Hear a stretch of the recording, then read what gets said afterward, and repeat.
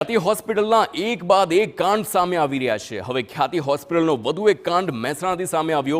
લાગણજ ગામેથી પણ આવી જ રીતે કેમ્પ કર્યો હોવાનો પર્દાફાશ થયો છે। હોસ્પિટલે લાગણજ ગામે 1 જાન્યુઆરી 2023ના રોજ કેમ્પ યોજ્યો હતો અને આ કેમ્પમાં ઢીચણ અને ડાયાબિટીસના ચેકઅપ કરાવવા માટે આવેલ દર્દીઓને હોસ્પિટલે એન્જિયોપ્લાસ્ટી અને એન્જિયોગ્રાફી કરી હોવાનો લોકોએ આરોપ લગાવ્યો છે। ત્યારે કેટલાક લોકોને તો કોઈ પણ જાતની તકલીફ જ ના હોવા છતાં હોસ્પિટલે કેટલાક લોકોને એન્જિયોગ્રાફી કરી હોવાનો પણ લોકોએ આરોપ લગાવ્યો છે।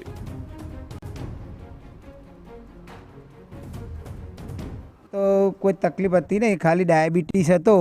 ડાયાબિટીસ ચેક કરાવવા માટે હું ગયો તો, પછી અંદર એમને દાખલ કર્યા પછી કે તમારી 3 નળી બ્લોક છે એટલે તમારે એન્જિયોગ્રાફી કરવું પડશે। એટલે મેં કીધું કરી નાખો, સ્ટેન્ડ મૂકી દો। અમારા પહેલાં કે આવું થશે એવું બધું ગભરામણની વાત કરી એટલે મેં કીધું મૂકી દો। બીપીની ગોળી ચાલતી હતી, એમાંથી ચેક કરી બીપી તપાસીને પછી તોની બસ હતી તે તો લઈ ગયા અને તો લઈ ગઈને એન્જિયોગ્રાફી કરીને પછી કે એક નસ બ્લોક છે તે ઓપરેશન કરવું પડશે, સ્ટેન્ડ મૂકવું પડશે। એટલે અમને તો એ ખ્યાલ ના આવે ગામડાના લોકોને, એટલે પછી એમને મૂકી દીધું। તો ખ્યાતિ હોસ્પિટલે આયુષ્માન કાર્ડ અંતર્ગત યોજનાનો લાભ લેવા લોકોના જીવની પરવા કર્યા વગર જ એક બાદ એક કાંડ આચર્યા છે।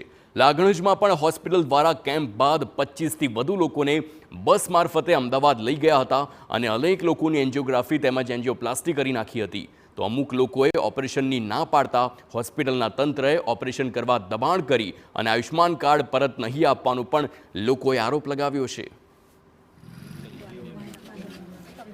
એટલે કે તમને ઢીંચણના ફોટા પાડવા તમને લઈ જઈએ છીએ કે એમ કહીને અમને રૂમમાં લઈ ગયા અને પછી એક બેનનો આવી રીતે મેં નસ કાપતા જોઈ એટલે હું ડરી જઈ, એટલે હું ખૂબ રોઈ। આખી હોસ્પિટલના ડૉક્ટરો ભેગા થઈ ગયા। પણ સાહેબ મારે બી આવું કરાવવા નથી, મને તો કોઈ દુઃખ નથી, મને તો હું એક ઈંટના 3 કટકા કરી નાખું એવું શું, મને શું તકલીફ છે તો મને આવું કરો કે બેન ના કરવું જ પડશે કે નહીં તો અહીંથી તમને જવા મળશે નહીં। તો પછી કીધું આયુષ્માન કાર્ડ ને બધું એમને લઈ લીધું બરાબર, પછી પાછું આપીને એમને ને રાત્રે અમારે લગભગ 8-9 વાગે ગયા। પછી મેં કીધું તમે આયુષ્માન કાર્ડ અને આધાર કાર્ડને પાછું આપો ને કે અમે પોલીસ બોલાવીએ। એટલે પછી ખાસી રકઝક કરી એ પેલા કે પેલો સાહેબ લઈ ગયો અને એ આયુષ્માન કાર્ડને આપતા નહોતા, ટલાઈ કરી પછી ઝઘડો કર્યો। એટલે પછી એમને આયુષ્માન કાર્ડને બધું આપ્યું અને અમે રાત્રે સ્પેશિયલ ગાડી કરીને અને સ્પેશિયલ અમે રાત્રે લગભગ 12-1 વાગે ઘેર આવ્યા હતા।